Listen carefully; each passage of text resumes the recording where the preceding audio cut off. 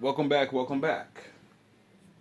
Seems like my father's taking me in a direction of back to history. So, without any further ado, we're going to learn about people that came to America before Columbus. And we're going to listen to this man explain history the best way he can. And I'm going to chime in with the knowledge that I can. As quickly as they came, they left. Stories of Vikings in North America tell of mysterious lands and foreign tribes known only as Skraelings. It was 1000 AD. For nearly 12,000 years, the Americas had been cut off from Eurasia. Civilizations developed on.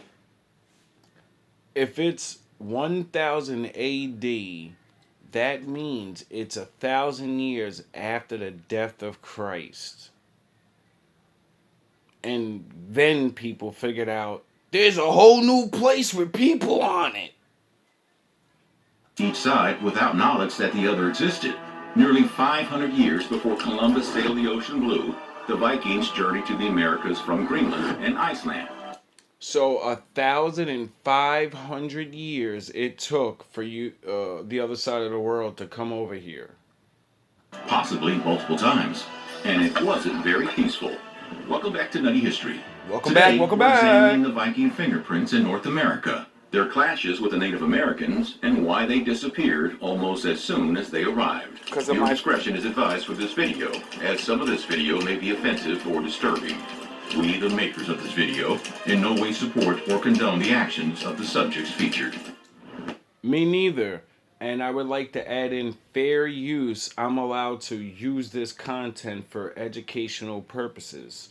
I'm using it for entertainment purposes because, I can't prove anything's factual. So this is entertainment. This is me explaining and, things that I've learned.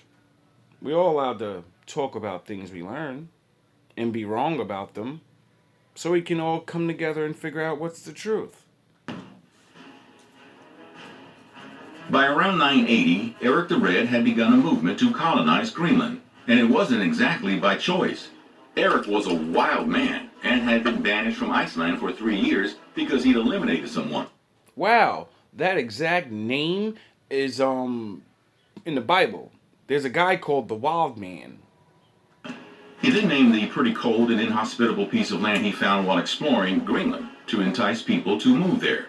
It worked. A few thousand Vikings ended up settling down and calling. You do realize these are warriors. Like the way I keep saying Super Saiyans and shit.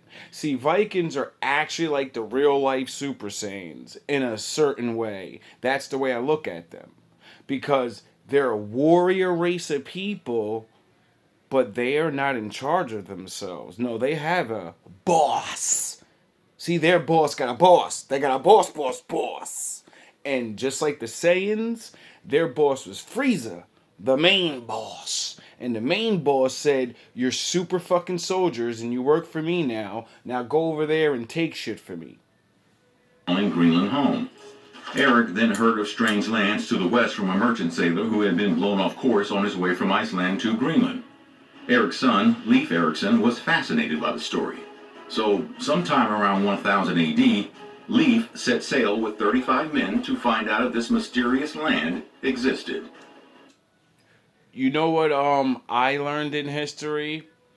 I learned in history that your boy Christopher Columbus and other men like that, the scholars of the old, they used the Bible to figure out there's more land. Because they read it and said, "Holy shit, this said God took his people and he hid them somewhere. He got them away from us. Fuck. How are we gonna build great things? They got the dope shit. It's called the Promised Land thing or something. Like the land of milk and honey. I want milk and honey." Apparently, it did. Leif and his men set up camp somewhere in what's thought to be Newfoundland. There, his foster father, Tyker, was said to have gotten pretty tipsy on wineberries. It's thought that Tyker's drunkenness could have come about from eating fermented cranberries, gooseberries, or squash berries, all of which grew wild in the region. Leif and his crew didn't stay very long, though. They eventually No, these people are sailing across. Sound the horns. They're sailing across the fucking ocean. They're making iron metal swords and they can do all these ingenuity things, but they don't know how to make liquor. They're Vikings. They're known to be drunken fucking wild men liquor guys. Like they're hoorah! You know what I'm saying? Like stop. That's where the hoorah comes from, nigga. What the fuck are you talking about? left and headed back to Greenland. There are no accounts of encounters with Native Americans during Leif's brief visit to the New World. The Viking Greenlanders had probably met some Native Americans in Greenland, however. There's evidence that they traded with the Thule, ancestors of the Inuit. Ivory carvings of Norsemen have been found at Thule archaeological sites, as well as iron and bronze tools that the Thule weren't capable of making themselves. It's thought that the Viking name for Native Americans, Skraelings, probably originated from the Old Norse word skrap, which means dried skin, most likely a reference to the animal pelts worn by the Inuit ancestors. Why would it say anything about animal pelts if the word is for fucking dry skin? It means these people had dry skin. Um, who who who who who gets made fun of their skin? Who can be noticed that your skin is dry on the earth more than anyone else? See, if I don't lotion myself and I don't keep myself oiled with water and good stuff, then my skin dries out and it turns a charcoal white on my skin, and then it would look like I have dry skin, right? You would know that my skin is dry because I'm not drinking water. I mean, it kind of is. Oh yeah, you just make fun of us because of that. You assy ass nigga.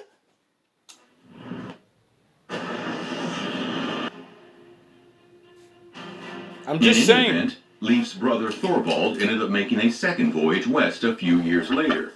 Thorvald and his men set up shop for the winter at the camp Leif left behind.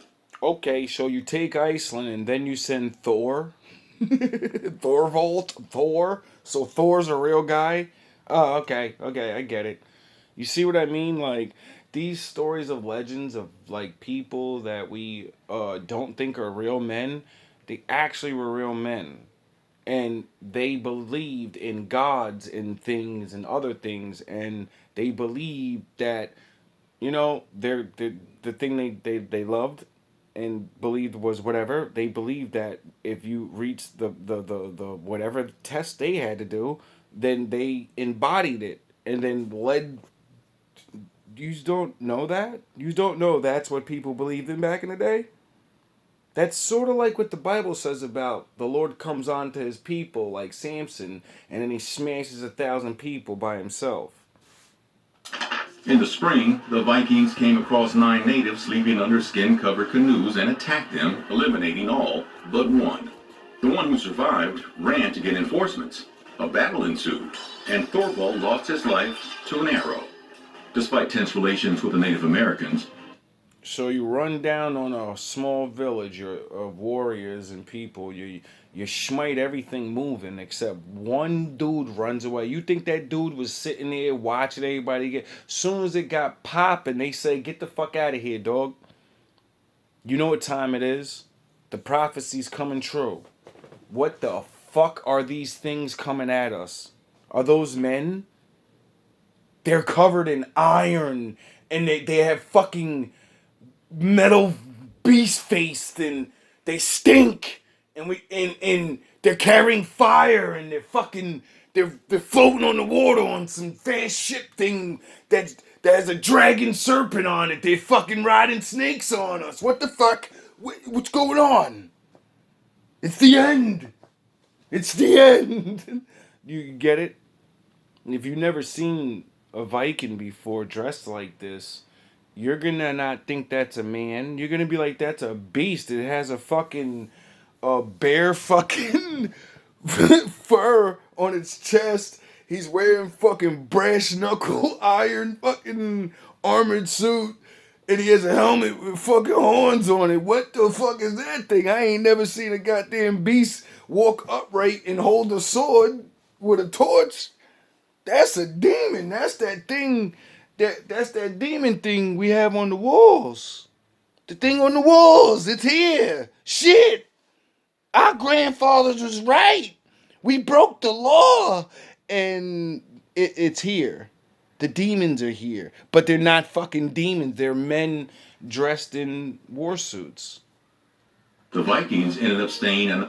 For the time. Um, you do realize why they dressed like that, right?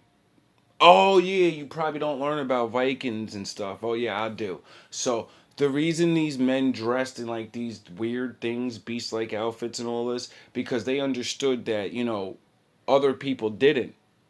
And when you see something like this coming at you at the midst of the darkness, your mind can play tricks on you. And if you don't know it's a man, well, you think it's a beast warrior, fucking demon, whatever the fuck you think in your myths. You think that's there now. And fear takes over you. And, if you're not really, if you're not real, you're going to crumble. You get it? Now, modernly, we call it psychological warfare. Of the winter before heading back to Greenland. A few more years would pass before another Norseman made the journey to the New World. This time it was Thorfinn Karlsefni. Thorfinn was a wealthy merchant with a distinguished lineage. He organized a far larger expedition than either of the Ericsson brothers had, with 3 ships, between 160 to 250 men and women, and livestock. Thorfinn's expedition ventured farther south than either Leif or Thorvald's. They ended up settling in a place called Stromfjord. There they encountered more Skraelings. It started off peacefully enough. The two Realize he keeps naming all these places that they never been, and he's saying they landed there, then they went there. If you wasn't there, it wasn't named that, and you're just naming places you did your business. groups bartered with each other, with the Native Americans trading furs for red cloth and a wondrous liquid called milk that came. Wait up. You mean to tell me the Indians traded gold and other things and you gave us milk? Why would milk be a commodity? The Bible says it's the land of milk and honey. And I could have swore there's buffaloes and cows here, so wouldn't they know about milk? Yeah. So why wasn't they drinking it? Oh, it wasn't their custom. It wasn't what they do. So, maybe, I don't know. From the cattle the Vikings had brought over. But then things took a turn. The Viking colonists lived on a knife's edge with the native peoples, and there were increasing instances of hostility and outright fighting. Oh, I wonder if it had anything to do with the milk. Seeing that if you're not, like, how, like, you go to other countries and they warn you, like, don't eat certain things because you're not used to it. So, the algae and the certain things in it that you're not used to because you're from where you're from, it may affect your body and you're going to get sick for a couple days and you're going to have to deal with that. But don't worry, we have preventative measures and, the people, they got cures and stuff. But you still have to go through it. That's the reason why when you go to another country or whatever, you have to get these shots or whatever, immunization shots or whatever, because you're in a different place where there's different things. It all came to a head when, according to one account, a bull from the Viking camp got loose and frightened a group of Native Americans. They fled, but came back in greater numbers, ready to fight. They attacked the Vikings with catapults, and a legendary battle ensued. It could have been the last. Wait up. I thought Indians are dumb fucking retards that only sit in fucking TP tents and shit, but somehow they built catapults and stuff? They must have not been that stupid to, beat Super Saiyans. A warrior-like race. Only bred to be a warrior. So much that, you'll go to a whole new land, not know what you're gonna face. And say, I don't give a fuck, nigga. We the fucking Goku, nigga. Called for Thorfinn and his prospective colony. They abandoned the site and returned to Greenland. No European would attempt to settle in the New World for hundreds of years. He uses the word settle. They came over there to bludgeon. They were scared for hundreds of years to come back because now, like any, like how Goku, like how Vegeta kept saying to niggas, like, dog, if you don't destroy me, I'm coming back strong anyway. Why? Because now he knows how you fight. He's seen what you can do. Now he's gonna make preventative measures and shit. You get it? You know what I'm saying?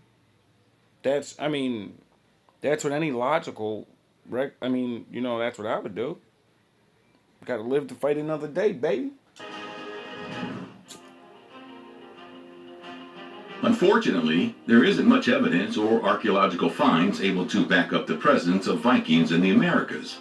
There are a few, however, such as Lance Meadows in Newfoundland, which might be one of the most intriguing archaeological sites in the world. Back in the 1960s, a Norwegian couple, Helge Ingstad and Anne Stein Ingstad, began scouring the northeastern Canadian coast, hoping to find archaeological evidence for the places mentioned in the sagas. On the northern tip of Newfoundland, they found it. Lance Meadows has become the only confirmed Viking settlement in North America. The site includes the remains of 8 sod houses, evidence of ironwork that couldn't have been done by Native Americans, and a boat built. See how y'all gotta diss niggas no matter what? Come on. See, this is what I mean. I ain't dealing with somebody regular. You gonna just diss niggas right away and be like, look, they did ironwork. That means it couldn't have been the Native Americans because they were morons. They were nothing. So you're telling me morons defeated you in your superiority? You see how stupid shit sounds? They're superior and have superior technology, but they got beat by primitive monkeys. In their primitive ways. That doesn't sound like real life. Now, to back that up, I would say, like all across America, they kind of found like temples and stuff. And, these people had like all this jewelry and stuff and these like things that they shaped out of gold. So, I kind of think if they were, getting fresh to death on the world, that making shit that the world never seen before, I'm sure they had some understanding of metalwork. I'm kind of sure of that. Like having sarcophaguses made out of gold and all these things. And then they just stopped at being primitive and said, "Nah, we invented the wheel and we know how to make fire. We know how to make a whole city. We know how to do this and that and this and that, but now we're not going to figure out how to work the strongest metals that the Lord that we know about has, kind of like, put everywhere in the world. And for some odd reason, there's a whole lot here, but we don't know how to use it." Okay, you're right. Frame. Experts think the site could have possibly been a shipwreck. Skip. Evidence for Viking presence in the Americas was found farther south on a beach in Brooklyn, Maine. One day in August of 1957, an amateur archaeologist Niggas made it to Brooklyn, Maine. Shit. Named Guy Melgren discovered a curious old coin. At first, Skip. archery among the Native Americans in the region, were they taught by ancient Viking, includes a huge number of arrowheads, leading some to speculate that the arrival of the coin coincided with the arrival of archery among the Native Americans in the region. Were they taught by ancient Viking visitors? The Goddard coin. You know what I always wondered? Well, a Batman thought. When I read the Bible, it said something very special about Jacob and all his descendants for all time. That they would be the masters of the bow. Right? And then I thought on my head, when I think back about everybody's like, old days when we're all separated, soon as you say Indian, the only two fucking things that pop into anybody's head that would have a theory of a picture is a bow and feathers. If I say what's an Indian's fighting tool, you're going to say a bow. You know how many other fighting weapons they had? They had blow darts that were way more lethal than fucking the bow and arrow. It takes a minute I think to shoot like 30 bow and arrows, you know how many darts you can shoot in one burst? I'm just saying. Point was met by a significant amount of skepticism by historians. Skip. We don't know a lot about the Vikings settling in the Americas for periods of time, but we do know of 3 expeditions to the New World because of 2 sagas. The saga of Eric the Red and the saga of the Greenlanders. Lucky number 3. Together, they're known as the Vinland sagas. Both were written down a couple of hundred years after the events that they relate from around the year 1000. Oh, so there's actually a book on this. I gotta look that up. See? Learn something new every day. And I'm gonna use my, knowledge of what the word swarthy means, because I know the Vikings love using that word to describe what people look like. It means black. And I'm gonna see if that word's in there. When they came, fight the people, because if you fight somebody, you're gonna describe what you're fighting, right? They differ in some respects, but tell the same basic stories about Viking settlements in North America. However, there's mystery surrounding where exactly they landed. The sagas mention 3 main places: Helluland, Markland, and Vinland. Helluland was the farthest north, and means land of flat stones. In the middle, there was Markland, which means land of forest, and farthest south was Vinland, which means land of wine. Wow. Did you know that the name of the land that you live on, it means something? It's just not a word. Did you know that? It actually means something. The land of this specifically. Why do you think it's called the land of wine? Because there's a wine bottle, there's magical wine there? No, that's where the most wine berries that you can ferment and make wine out of. So, they're like, oh shit, this is where the good shit is. That's the wine land, nigga. You get it? But who the fuck would name it that? Wineland. Oh, somebody that you. Oh yeah, your name. Oh, you're reading. There's lots of speculations about where exactly these places are, based on how their landscapes are described in the sagas. Some think Helluland could be Baffin Island in the northern Canadian territory of Nunavut. Markland has been hypothesized to be Labrador farther to the southeast, and Vinland is thought to be modern-day Newfoundland. Another mystery surrounds the location of Thorfinn's camp, Stromfjord. So, I ain't gonna get into it. Skip. Stromfjord, based on these descriptions. From the Bay of Fundy and L'Anse aux Meadows in Canada to Buzzards Bay in Massachusetts, and even as far south as the Long Island Sound in New York. I get around. A final piece of the Vikings in America mystery has to do with why they didn't stay. Why couldn't these fierce warriors survive in the Americas for more than a few years? Why didn't they set down roots? Why doesn't a significant portion of the population in North America today speak Norse? Lots of people have speculated about the reasons for this. Maybe they didn't bring enough people and supplies with them on their expeditions. Maybe He literally just described people warring with people everywhere they go. He calls that an expedition. they were driven out by hostile Native Americans. But one of the leading theories has to do with the weather. During the 11th century, Leif and Thorvald Eriksson and Thorfinn Karlsefni led their expeditions to the New World. The climate was warmer. Pay attention. It's known as the medieval warming period, and because of it, there were warmer summers and less Arctic sea ice. But then it got colder. Starting in the 12th century, what's become known as the Little Ice Age caused temperatures to drop and ice to accumulate, making many of the sea routes impassable. I wonder why that happened. It also made life on Greenland and Iceland very difficult for the Vikings. Evidence points to food shortages and plague. Between Oh! Wow! 1250 and 1700, Iceland's population fell from 150,000 to just 50,000. Oh, that's biblical almost, isn't it? The Viking stint in North America was brief. What we know about it has been reduced to legend. Yeah, legend. I got your legend right here. Got colder. Starting in the 12th century, what's become known as the Little Ice Age caused temperatures to drop and ice to accumulate. We were still under the law. It wasn't time yet. The Lord, told us, the elders, one day your motherfucking children are going to know the truth. And I'm going to give them time to get their asses ready for, the prophecy. And it did. And, the first invasion, obviously you lost. Not because of us. You obviously was kicking ass and taking aims. And then my father stepped in and said, no, no. Nothing else will stop them. Fuck. All right.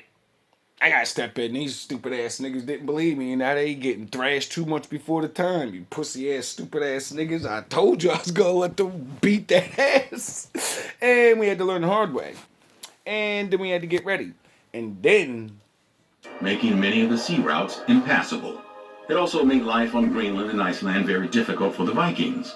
Evidence points to food shortages and plague.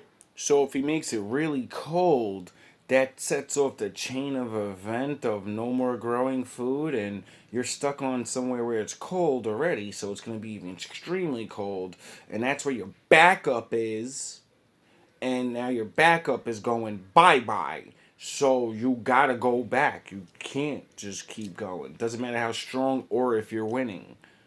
The Lord changed the weather, which changes the way everything goes, and then everybody gotta sit the fuck down, like he said. Or stay in the cold, then, To accumulate, making many of the sea routes impassable. It also made life on Greenland and Iceland very difficult for the Vikings. Evidence points to food shortages and plague. Between 1250 and 1700, Iceland's population fell from 150,000 to just 50,000. they obviously stayed for a long time, right? To go from 150,000 to 50,000. That means they were so stupid and couldn't figure out what's going on. Now we can muster do this. We're the prince of all Super Saiyans. We were built for the code. Get it? And then eventually they said, fuck, it's not changing. This is not regular. It should have went back to, it should have went back to normal by now. All right, we gotta pack it up before we fucking before they figure out we're dwindling over here. Cause if it warms up and they figure it out, I don't know how you get it. Now this is just speculations, but I'm just using what these people are saying about history and other things that I've learned about history and what the Bible says, and coming to my own allowed thought process. Not I'm somebody special, but it's just very strange that I combine these two things to make sense out of what, events that we all can't take part of. We weren't there. We'll never know if anything's the truth. Because, you gotta kind of be there to see it. You get it? So, like I always say, on these bigger topics, this is just me giving my opinions. I don't want to stir nobody up, but it's very strange how that's like, what the things in the Bible says the Father protects them. And he says he protects them the same way over and over. It says he never changes. And, you know, you know, I, I don't know. maybe not. But then it even said 500 years later, that's when good old Christopher Columbus came. And the Most High said, didn't I tell you?